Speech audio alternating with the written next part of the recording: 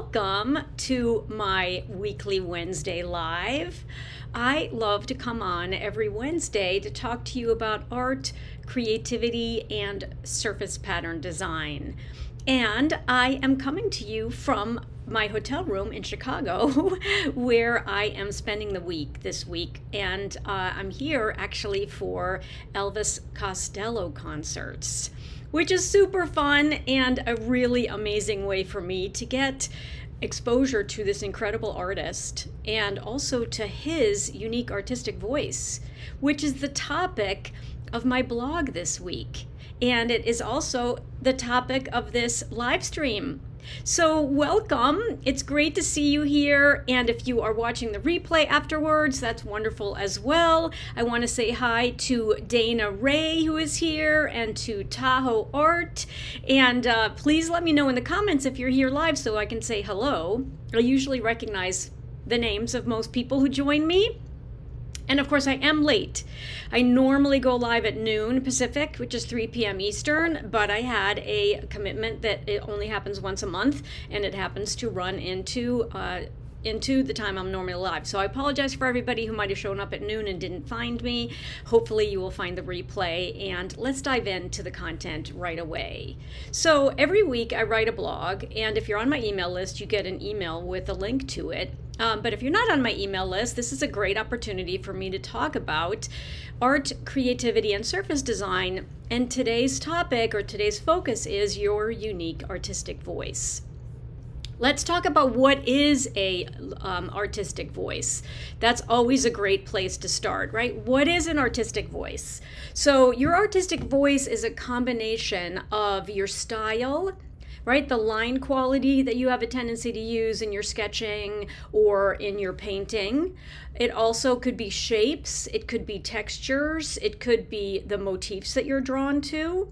So that is that's kind of, if you think about the four main things that comprise your artistic voice, in the design space, it's going to be your style. But since I was just talking about Elvis Costello, in his perspective, it's also going to be probably just the type of voice he has and what he can do with his voice, right?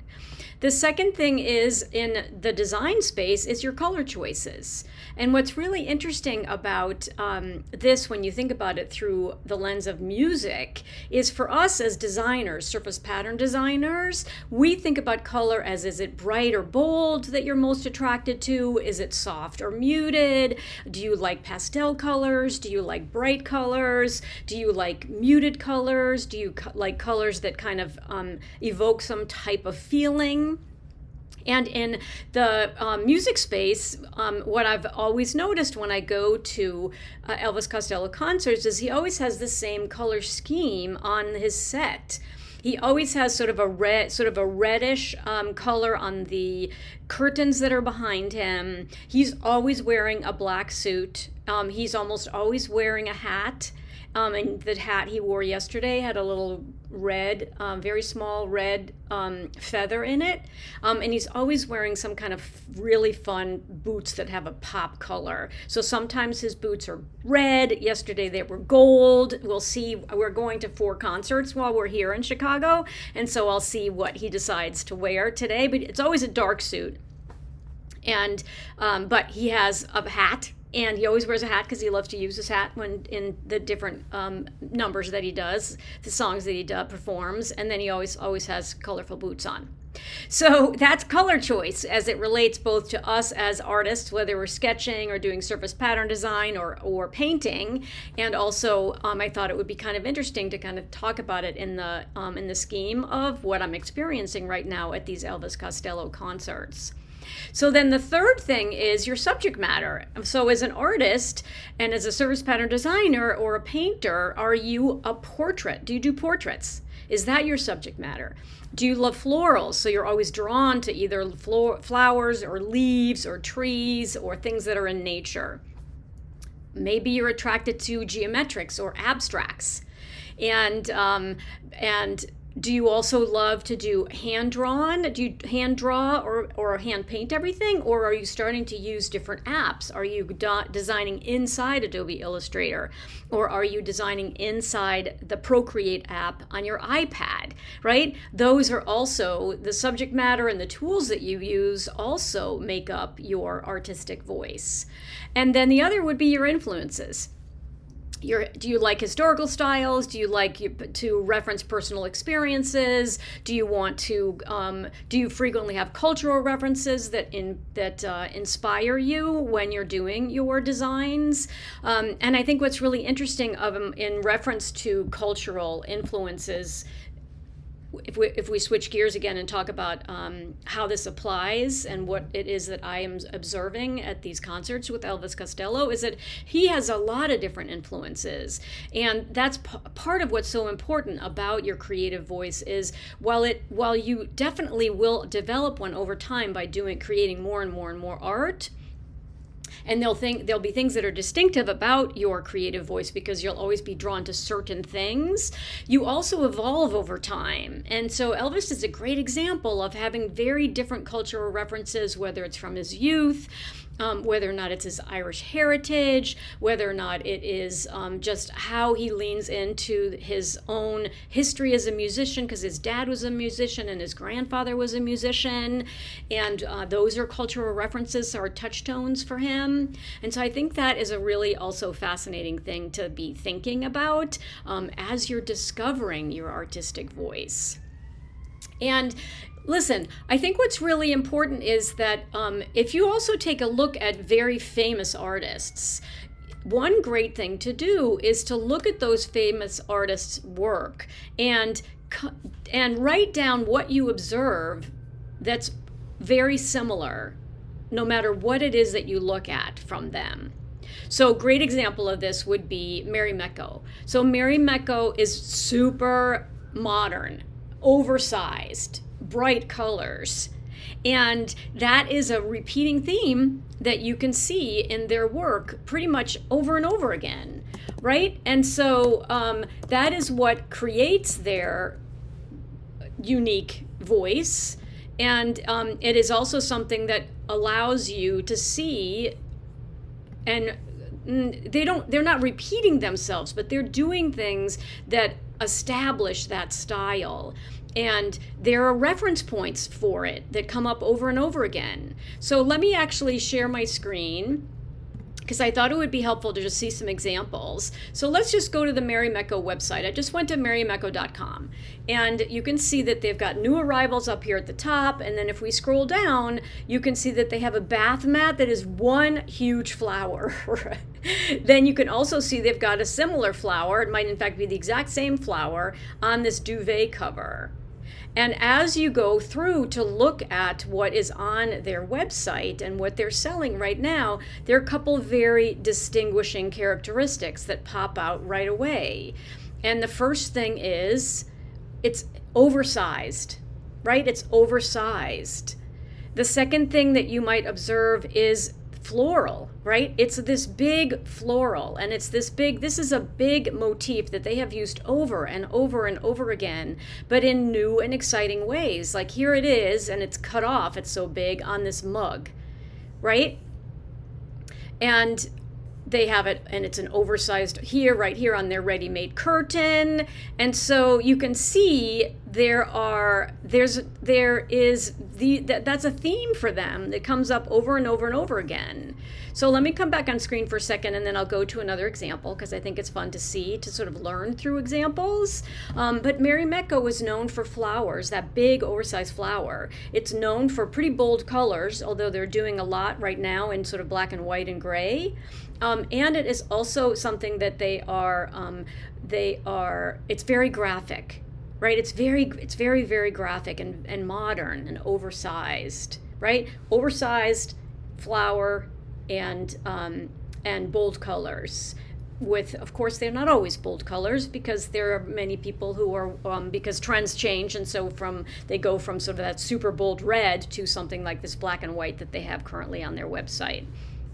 So just a really, really fun example. Another one would be Orla Kiley, and I think Orla Kylie. Let's go to her website as well. And you tell me in the comments when you look at what's on here. You can also tell me, like, what are you observing when you go to see her work? And let me share my screen again so you can just see what I'm looking at. But I basically just went to Orla Kylie, who's a British designer. And she has this one very graphic set of leaves, essentially, and that is repeated in a lot of her work. And she, again, will do it in a variety of different versions. So look how pretty this is. She has this kind of, it's a very graphic representation of a flower, very simple flower, with this repeating leaf shape. And then she'll go a little bit beyond that here with, she's going into using, she has a pear, right? There's a pear on there.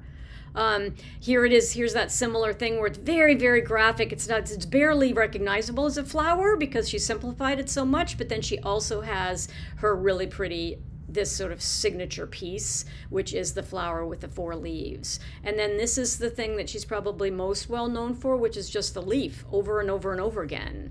Very graphic, very simple. And I haven't been on this before, but there we go. So this one is sold out, which is a really pretty roll crossbody bag. But you can see that she is using very simplified shapes with a very kind of graphic design, very minimal colors, right? She's only using a couple of colors. She's kind of stepping out here with some neon color, but most of the time she uses very neutral colors or very colors that are more natural, right? More natural, like these examples here. So let me come back on screen and then let's go to someone who's quite different and not quite in that same kind of, those 2 examples are very modern and very graphic and somewhat oversized, although Mary Meko takes the oversized really, really way out there. But if you look at William Morris, he's obviously a very, very famous surface designer from 100 years ago. And his work is very, very different. It's very, very ornate. So let me just show you on Creative Market. There's some beautiful, it's a William Morris inspired bundle, because his stuff is very hard to get, very hard to find now.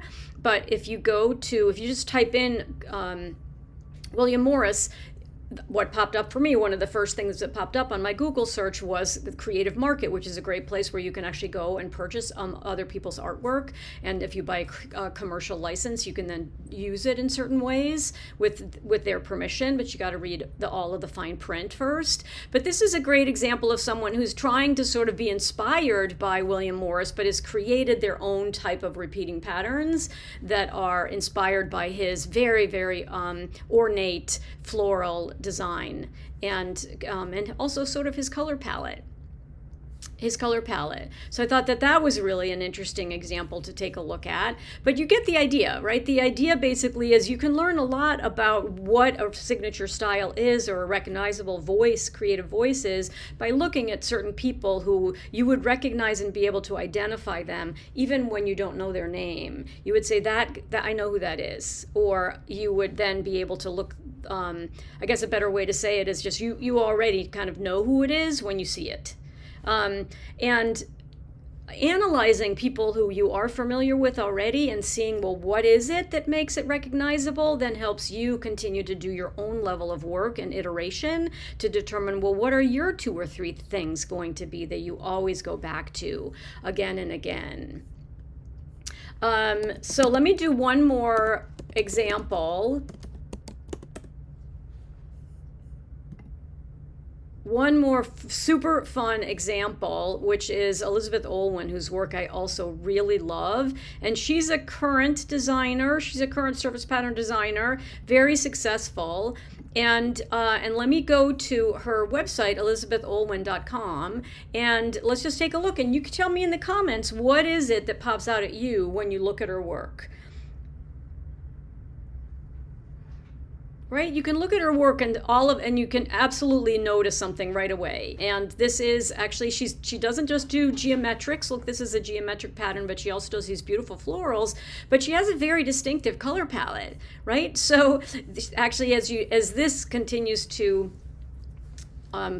go through what she's showing you on the top portion of her website, you can see her color palette right away. I mean, sometimes these are a little bit more muted of her colors, but she uses primary colors for the most part, right? And it's very distinctive. And so when you look at her designs, you're seeing that same color palette over and over again, whether she's using it in a more geometric manner or in a very beautiful floral way. And I think that it's really, really fun and very distinctive and easily identifiable. Right? Easily identifiable. So those are just several examples that I use myself when I'm trying to kind of see, okay, how much progress have I actually made in determining my own creative style and my own voice? And one of the things I wanted to mention too is it's okay if you're still in the process of identifying it. And I feel like I am myself still in the process of identifying my style. If you go to my Instagram account, it's not that cohesive, right? It's not like everything has that amazing cohesion because I'm still on my discovery journey, right? And so I don't want you to equate not having something super recognizable with not actually making progress as a designer, because you are making progress. But you need to make sure that you're just embracing the process, you're creating a lot of work, and all of the work that you're creating is moving you closer to identifying what it is. So here are 5 ways or 5 pieces of advice, right? 5 pieces of advice that I have for you about your creative voice. So tip number 1 is I want you to create without judgment. I don't want you to feel like you have to actually already have a style identified before you create, because it's the other way around. You have to just create a lot of work. And then if you create with no judgment, then some of your work you're going to like and some of the work you're not going to like. But over time, you will absolutely identify where you feel most comfortable, what brings you the most joy, and what you're actually drawn to kind of over and over again. So play with different tools and techniques and compositions without any pressure. Right? So again, tip number 1 is create without judgment. Tip number 2 is look at what you love. So I just did some exploration. You could go onto Pinterest and do some exploration and just type into Pinterest surface pattern design and just see all of everything that comes up. And then maybe you want to create your own Pinterest board and save some of the images that you really like. That's a really, really great way to see, well, what subject matters are you pulling all the time? What color palettes are you attracted to? And also what brands or designers are you seeing that are popping up in your own, in the board that you've created from Pinterest? That's tip number 2. Look at what you love and decide why is it that you love it. Do a little bit of your own analysis around it. Tip number 3 is you want to experiment and have some constraints around your experimentation, because that actually allows you to have a little bit more freedom and to not get overwhelmed. So for example, when you're sketching, sometimes you can just have way too many things that you think you might be wanting to sketch in the moment. And so I want you to basically say, okay, for this next week, I'm only going to sketch flowers. And then you might also give yourself a constraint around colors and only pick 3. Because what you might notice is it's a lot harder to create really good work with a lot of color, because color can be distracting to the design itself. So in the early stages, I highly recommend that you just use 3 colors, because that will allow you to really focus on the design itself, the motifs that you're creating, the movement that you want to have in the design itself. And so I think that would be really, really great. And then this is also so important when you're experimenting with constraints, is just give yourself a goal of trying to create a pattern a week, or maybe you can do a pattern every day, but it has to be really simple. But getting into a rhythm around creating your repeating patterns is also going to help you create the volume of work you need to create in order for your signature style to start to appear. So tip number 3 again is experiment by giving yourself some constraints. They're very freeing. Then tip number 4 is study but don't copy. So as I mentioned, we've gone to several other websites to see other people's work. You don't want to copy their work, but what you want to do is you want to study and be inspired, and then also see what it is that you really, really liked about it. And so ask yourself, did you like the color? Is that what drew you to it? Was it the layout? There could be something really interesting about the way in which they laid out a particular pattern. Did you find that it looked like it had hand-drawn or painterly feel to it? Or do you feel like maybe they created it using Adobe Illustrator, which creates vector artwork that's very clean and very neat? So tip number 4 is study, but don't copy. And of course, also realize what is it that is attracting you to what it is you're studying. Why did you like it? Lots to be learned there. And then tip number 5 is you have to make a lot of work. So there's no getting around it. There's no shortcuts, right? There's just no shortcuts. And I highly recommend that you create as much work as you can. So yesterday, my whole blog, which you can go to at annlafollettart.com/blog, is about creative voice and has additional detail about what I'm talking about right now. And the week before, I talked about your creative practice and how to make sure that you actually have dedicated time to your creative practice so that you're taking yourself seriously. So both of these blogs, yesterday's and the one the week before, are super helpful. So just go to my website, annlafollettart.com/blog, to read them. And the 5 tips are outlined there. Ways to overcome those are outlined there. And I'm going to show you what my website looks like so that you can find it really, really easily. And it is at annlafollettart.com, which is in the search bar right up here. Just put in Ann LaFollette Art, and annlafollettart.com will come up. And then you can click on this red button right here to go to the blog, and then you can see that my last 2 blog posts, the one I'm talking about today is finding your unique artistic voice, and then the week prior I talked about creative rituals and building your daily art practice. And this is like my friend Bonnie Christine, and I just absolutely love this picture. She recently did a big launch of her incredible online course called Immersion. It's closed now, but I sent her a love letter to her and her team because they just did such a beautiful job, and her course is wonderful, and it'll come around again next year if you're interested. Watch this space because, of course, I always support her every February.